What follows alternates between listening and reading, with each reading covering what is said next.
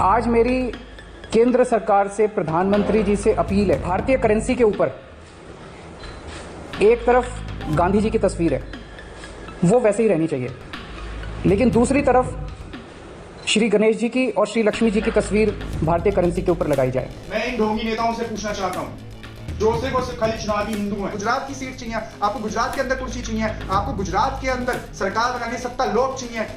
नमस्कार दोस्तों, मैं आपका भाई पंडित मोहित कौर आपके समक्ष एक बयान चल रहा है अरविंद केजरीवाल का।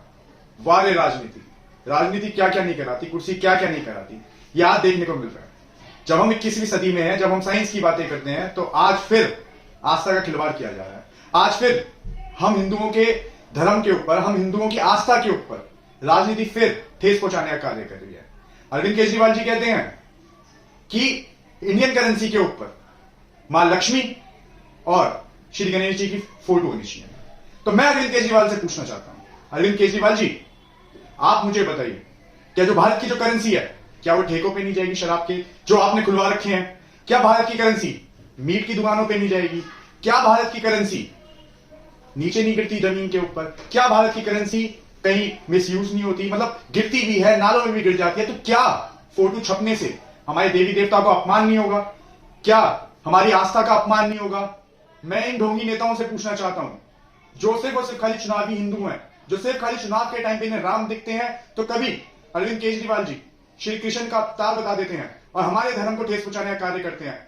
और जब साइंस की बात होती है, कोरोना टाइम के अंदर यही वो लोग होते हैं जिनको सबसे पहले कोरोना हो जाता है। यही वो सबसे बड़े लोग होते हैं जो धर्म की राजनीति तो करते हैं, धार्मिक राजनीति तो करते हैं, पर जब बीमारी और हारी बीमारी होती है तो उस टाइम पे डॉक्टर के पास जाने का कार्य करते हैं। उस टाइम पे ना ही ये लोग ढोंगी बाबाओं के पास जाते हैं, ना ही ये लोग भगवान को मानने का कार्य करते हैं। ये लोग सिर्फ और सिर्फ 130 करोड़ की जनता में, जहां की 80 करोड़ हिंदू हैं, उन लोगों की आस्था से खिलवाड़ करने की कोशिश करते हैं। मैं पूछना चाहता हूं, एक पढ़ा लिखा व्यक्ति ये मूर्खता जैसा जो बयान है वो कैसे दे सकता है? और जो लोग इन लोगों का समर्थन कर रहे हैं, जो लोग इन लोगों के बयानों की वाहवाही कर रहे हैं, आतिशी जैसे लोग। और ये मैं एक चीज और पूछना चाहता हूं, दिल्ली में होते हो अरविंद केजरीवाल जी, जब तो आप सर्कुलर की राजनीति करते हो, जब आपसे गुजरात के अंदर आपके उप मुख्यमंत्री से मनीष सिसोदिया से पूछा जाता है कि बिल्किस बानो के बारे में तो कुछ तो बोलिए, जब आप भगते हो, क्योंकि आपको चुनावी राजनीति करनी है ना, आपको गुजरात की सीट चाहिए, आपको गुजरात के अंदर कुर्सी चाहिए, आपको गुजरात के अंदर सरकार बनाने सत्ता लोग चाहिए। तो सत्ता लोग के लिए क्या करें?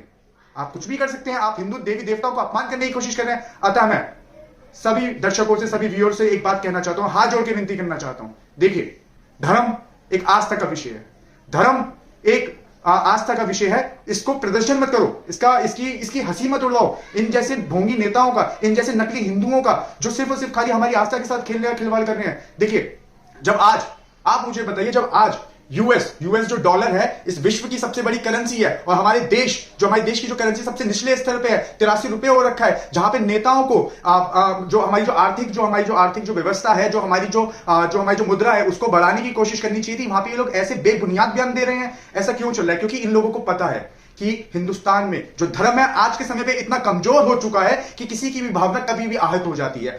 मैं एक बात कहना चाहता हूं, आने वाली पीढ़ी कभी आप लोगों को माफ नहीं करेगी। मैं एक बात और कहना चाहता हूं कि यूएस के डॉलर के ऊपर ना मां लक्ष्मी की फोटो है, ना यूएस के डॉलर के ऊपर ना गणेश जी की फोटो है। यूएस का डॉलर जो चलता है वो विकास की राह पे चलता है। यूएस का जो डॉलर चलता है वो वहां की अर्थव्यवस्था की राह पे चलता है। यूएस के अंदर क्यों आज ये यूएस आ गया है? क्यों आज जो जितने भी भारी देश हैं वो क्यों आ गए हैं? मैं एक बात और कहना चाहता हूं, एक उल्लेख और देना चाहता हूं। जो इंडोनेशिया का जो रुपया है, उसके ऊपर भगवान गणेश जी की फोटो है, पर किंतु $1 बना वहां का 15,535 रुपए का इंडोनेशिया रुपया है। तो आप सोचिए कि आस्था के अंदर जब किसी भी राज्य को डाला गया है, किसी भी देश को डाला गया है, वो बर्बाद हुआ है, वो खंडित हुआ है। तो कृपया करके मैं कहना चाहूंगा कि आप सब एक रहिए और एकजुट रहिए, और आप लोग सब इन नेताओं को खदेड़ने का काम करिए। जो लोग इस देश को विकास की बात ना करके, इस देश की स्वास्थ्य व्यवस्था की बात ना करके, इस देश में बेरोजगारी की बात ना करके, इस देश के अंदर महंगाई की बात ना करके, जो लोग धार्मिक मुद्दों के ऊपर बात कर रहे हैं, जो लोग चुनावी और आपकी वोट लेने का कार्य कर रहे हैं, आपकी आस्था के साथ खिलवाड़ करके और आपको दुख भी पहुंचा के और आपकी वोट लेने का कार्य कर रहे हैं। धन्यवाद।